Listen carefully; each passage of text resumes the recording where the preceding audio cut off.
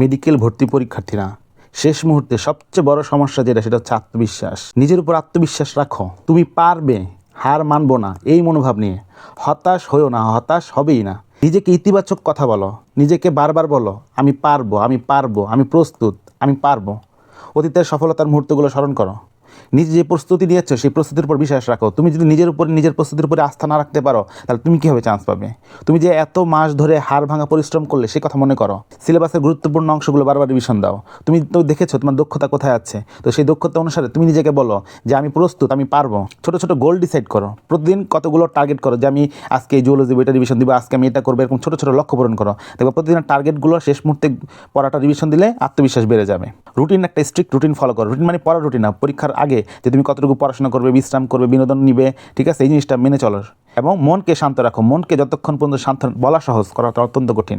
মনকে শান্ত রাখা যায় না, যতটুকু সম্ভব শান্ত রাখো। আত্মবিশ্বাস তাহলে বেড়ে যাবে। ইতিবাচক পরিবেশ রাখো, ইতিবাচক পরিবেশ রাখো। আশেপাশে মানুষদের সাথে পজিটিভ আলোচনা করো। যারা নেগেটিভ কথাবার্তা বলে তাদের কাছ থেকে দূরে থাকবে। আশেপাশের সাথে মানুষের সাথে পজিটিভ আলোচনা করো। চাপ সৃষ্টি হয়, প্রতিযোগিতার অনুভূতি সৃষ্টি হয়, এই ধরনের কথাবার্তা এড়িয়ে চলো। এবং যারা তোমার উপর আস্থা রাখছে যে তুমি পারবে, সে সকল ব্যক্তির সাথে কথা বলো, যদি কথা বলতেই হয়। পর্যাপ্ত ঘুমাও, স্বাস্থ্যকর খাবার খাও, একটু দরকার হলে ব্যায়াম, মেডিটেশন করো, শরীর মনকে প্রশান্ত করো, মানসিক দৃঢ়তা বাড়াও। যতটুকু সম্ভব, হচ্ছে না, পারতেছি না, যতটুকু সম্ভব মানসিক দৃঢ়তা বাড়াও। বড় বড় চিন্তা বাদ দাও যে কি হবে ফলাফল, কি হবে না, কি করব না, এই সকল ফলাফলের চিন্তাটাই মাথা থেকে বাদ দাও যে তোমার কি হবে কি হবে না, এগুলো সব বাদ দিয়ে দাও। আজকের কাজ, পরীক্ষার দিন ভালো করে পারফর্ম করতে হবে, এটার প্রতি ফোকাস করো। কল্পনা করো যে তুমি সফল হচ্ছ, তুমি তোমার সফলতার দৃশ্য কল্পনা করো। পরের মুহূর্তগুলো কল্পনা করো যে তুমি যদি ভালো জায়গায় চান্স পেয়ে যাও তাহলে পরবর্তী কী ঘটবে। এই জিনিসগুলো তোমাকে অনুপ্রাণিত করবে এবং তোমার আত্মবিশ্বাস বাড়াতে সহযোগিতা করবে।